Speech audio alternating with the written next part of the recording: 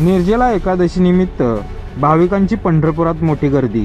श्री विठ्ठल रुक्मिणी मंदिरात दर्शन घेण्यासाठी आज एकादशी निमित्त भाविकांनी मोठी गर्दी केली होती।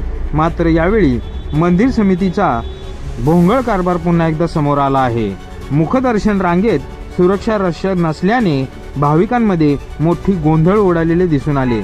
कसल्याही प्रकारचे नियोजन नसल्याचे या प्रकारामुळे समोर आले आहे।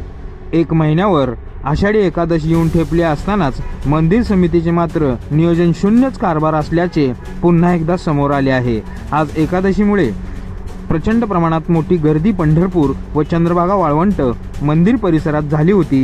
यावेळी दर्शनासाठी मुखदर्शन रांगेत ही भाविकांनी मोठी गर्दी केली होती। यावेळी या गर्दीवर नियंत्रण ठेवण्यासाठी मंदिर समितीने सुरक्षा रक्षक नेमलेले आहेत व त्याचे रीतसर ठेका पद्धतीने हे काम दिले आहे। मात्र आज ऐन एकादशीच्या दिवशीही मंदिर समितीच्या मार्फत कोणत्याही प्रकारचा सुरक्षा रक्षक मुखदर्शन रांगेत दिसून आला नाही। त्यामुळे भाविकांमध्ये मोठी नाराजी व्यक्त करून